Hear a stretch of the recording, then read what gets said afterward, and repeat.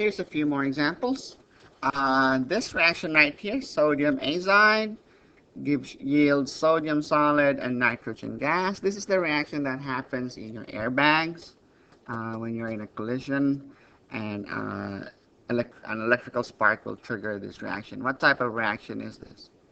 Well, you have one reactant giving you two products. And this nitrogen gas is what causes your airbag to inflate. Okay, and so one reactant giving two products, that would be an example of a decomposition reaction. Okay. How about this next one right here? This is what happens in your barbecue or in your gas stove. Propane, if you have a propane tank at home, C3H8 is called propane. Okay. So it reacts with oxygen from the air, gives you carbon dioxide and water. What type of reaction is this? That would be combustion. Okay, in combustion reaction, burning reactions, oxygen from the air combines with the elements in the thing you're burning, the fuel, in this case, giving you the oxides of the elements. Okay, so carbon dioxide is obtained from the carbon. The oxide of hydrogen is water. So that's a combustion reaction. Okay, how about this next one? Magnesium plus oxygen gives you MgO. Again, you're seeing, this is actually a classic experiment you do in the freshman chemistry lab or even in high school labs. This is also a combustion reaction. Okay, so you're getting the oxide of magnesium. Also, this is also, this is also a combination reaction because you have two reactants combining to make just one product. Okay, so let's look at a few more reactions. Here you have lead nitrate in aqueous solutions and potassium iodide in aqueous solutions. So you have two compounds in aqueous solutions, and you'll notice here one of the products has an S label in it. That means that's a solid that's formed. So you have aqueous, mixing two aqueous solutions, you get a solid. That means you made something that happens to be insoluble in water. It won't dissolve in water, so it comes out. This lead iodide, PbI2, is an example of what's called a precipitate. So this is what you could call a precipitation reaction. Now you can imagine that what happens here is this. These two compounds, lead nitrate and potassium iodide, are going to give you ions in water, and it seems like what would happen here. You can imagine that you have an exchanging of partners. So your lead, the positive ions from lead nitrate combine with the negative ions from potassium iodide to give you your precipitate, and then your potassium and your nitrate remain in solution as potassium nitrate. Okay, so that's why it's called double replacement, okay, or double displacement, also known as metathesis reaction. Okay, so that's a metathesis reaction. You have two compounds, and one of the products is a precipitate. How about this next one? This next one has MgO, magnesium oxide plus water, gives you magnesium hydroxide. And so you have two reactants, okay, making one product. So this would be a combination reaction. You'll notice earlier we said that sulfur dioxide, SO2, right here, plus water gives you an acid. So you have a non-metal oxide with water, it gives you an acid. If you have a metal oxide, okay, like magnesium oxide, magnesium's a metal, you get a metal hydroxide as a product. So metal oxide plus water gives you a base. So this is a base. Magnesium hydroxide is a base. Non-metal oxide plus water gives you an acid. Sulfurous acid. H2SO3 is sulfurous acid. Okay.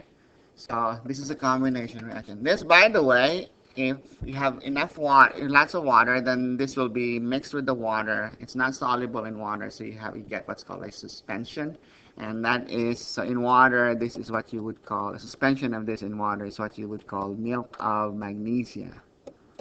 Okay, that's being sold as, I think, the popular brand you might see in the pharmacy or the would in your pharmacy counter would be the Philips brand, Philips milk of magnesia.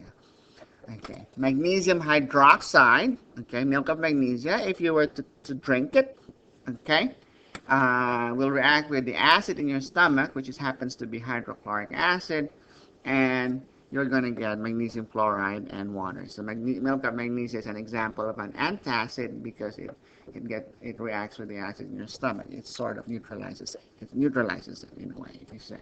So this is, in fact, this is called an acid-base neutralization. Okay, so when you have a base plus an acid, the product is water and a salt. So what happens here is the hydroxide from the base, the H plus from the acid will combine to give you water, and then the other product would be your salt. The magnesium and the chloride together would give you your salt. So this is a reaction of two compounds in aqueous solution that produces water and a salt. Okay, so this is also a double replacement reaction or a metathesis reaction. Okay, so this one is double replacement. We've seen that earlier, and this is also a double replacement. The first one is precipitation, right? And this one is acid-base neutralization. Another type of reaction, let's look at another reaction here. You have sodium sulfide plus HCl. Okay, this is one reaction that you can use one thing you can use to test for sulfides. If you have a laboratory experiment that requires you to test for sulfide, is if you react your sulfide with acid, what happens is the H from the acid, the H plus from the acid combines with the sulfide ion to give you a weak acid, H2S. Remember, HCl is a strong acid, right? And H2S is not one of the 6 acids. So here you have weak acid formation, and this weak acid happens to be not very soluble in water, so it leaves your solution as a gas, and this has a characteristic odor of rotten eggs. Okay, so this is a test for sulfide in the lab. Okay, so again, you can see that this is a double replacement reaction. Why is it double replacement? Your H and your S, and then your sodium and chloride combine, so you get H2S and NaCl. So a double replacement or a metathesis reaction leading to the formation of a weak acid. In this case, the weak acid is H2S, happens to be not very soluble in water. You can also get a gas. Okay, that's characteristics of sulfide. Okay, here, let's try the next one. You have sodium bicarbonate. This is what you'll find in baking soda. This is baking soda. And acetic acid. And that's the acid that's responsible for the sour taste of vinegar. So if you mix baking soda and vinegar, what happens? Your H from the acid combines with bicarbonate to give you carbonic acid. So again, here you have a weak acid being formed. Okay, and your sodium and your acetate together would stay in solution as sodium acetate. So this is also a double replacement reaction or a metathesis reaction. Okay, now your sodium carbonate is actually not very stable if you have a lot of it, especially most likely you're going to see it undergo this reaction right here. So carbonic acid gives you water plus CO2 gas. So what type of reaction is this? You have one reactant giving you 2 products, so this would be a decomposition. So we say carbonic acid has a tendency to decompose into water and carbon dioxide gas.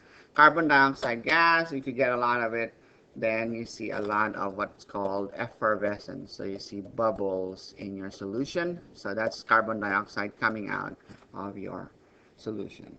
Okay, so that bubbling of carbon dioxide is technically referred to as effervescence. Okay, or in layman's terms, you see a fizz.